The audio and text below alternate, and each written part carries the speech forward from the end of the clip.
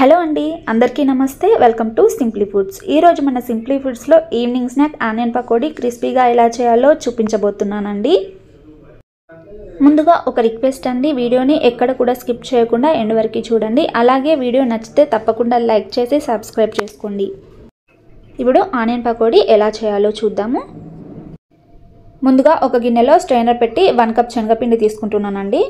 శనగపిండిని జల్లించి తీసుకోవాలి. ఇలా జల్లించడం వల్ల ఉండలున్న ఏదైనా చెత్త ఉన్నా పోతుంది, పకోడీలు క్రిస్పీగా వస్తాయి. ఇప్పుడు పక్కన 3 ఆనియన్స్ తీసుకున్నానండి. నేను మరీ పెద్దగా కాకుండా మరీ సన్నగా కాకుండా నార్మల్ సైజులో కట్ చేసుకోవాలి.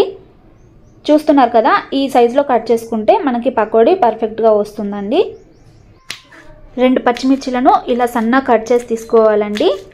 అలాగే కొద్దిగా కొత్తిమీర కూడా సన్నగా తరుక్కొని తీసుకోవాలి.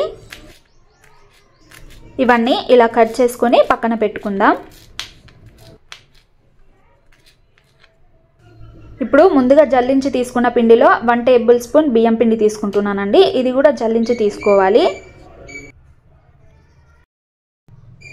ఇప్పుడు ఇందులోనే కట్ చేసి పెట్టుకున్న ఆనియన్స్ కూడా వేసుకోవాలి. ఆనియన్స్ వేసుకున్నాక ఒకసారి మొత్తం కలిసేలా ఆనియన్లోని వాటర్ మొత్తం వచ్చేలాగా మనం ప్రెస్ చేస్తూ కలుపుకోవాలి. ఇలా కలుపుకున్నాక ఇందులో పచ్చిమిర్చి వేసుకొని టేస్ట్కి సరిపడా సాల్ట్ కూడా వేసుకోవాలి. 1/2 టేబుల్ స్పూన్ పసుపు, 1 టేబుల్ స్పూన్ కారం పొడి, 1/2 టేబుల్ స్పూన్ ధనియాల పొడి వేసుకోవాలి. 1/2 టేబుల్ స్పూన్ వాము వేసుకోవాలండి.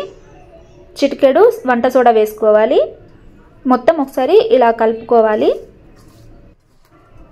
ఇలా మొత్తం కారం కలిసేలా కలుపుకున్నాక ఇందులో కొద్దిగా కొత్తిమీర, కరివేపాకు ఇలా సన్నగా తరుక్కొని తీసుకోవాలి.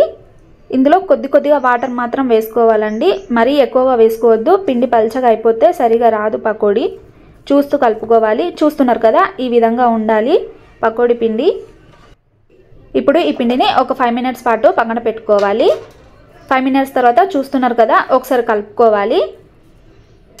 ఇప్పుడు పక్కన స్టవ్ వెలిగించి కడాయిలో డీప్ ఫ్రైకి సరిపడా ఆయిల్ వేస్తున్నానండి. ఆయిల్ మరీ ఎక్కువగా హీట్ అవ్వకూడదండి. ఎక్కువగా హీట్ అవుతే పకోడీ లోపల కాలకుండా పైన మాత్రమే ఫ్రై అవుతుంది.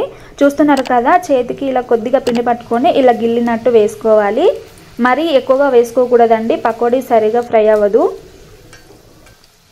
అన్నీ ఇలా తిప్పుతూ అటు ఇటు తిప్పుతూ సమానంగా కాల్చుకోవాలి.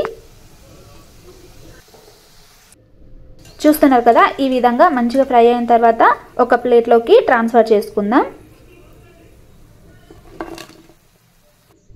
అంతే అండి, వేడి పకోడీ రెడీ. ఈవినింగ్ స్నాక్లా చాలా అంటే చాలా బాగుంటుంది. ఇప్పుడు వచ్చేది వర్షాకాలం కాబట్టి ఒకసారి ఇలా ఈ ప్రాసెస్లో చేసి చూడండి, ఎంతో టేస్టీగా ఉంటుంది. ఈ వీడియో కనుక మీకు నచ్చినట్లయితే తప్పకుండా మన ఛానల్ని సబ్స్క్రైబ్ చేసుకొని ఒక లైక్ చేయండి. Thank you.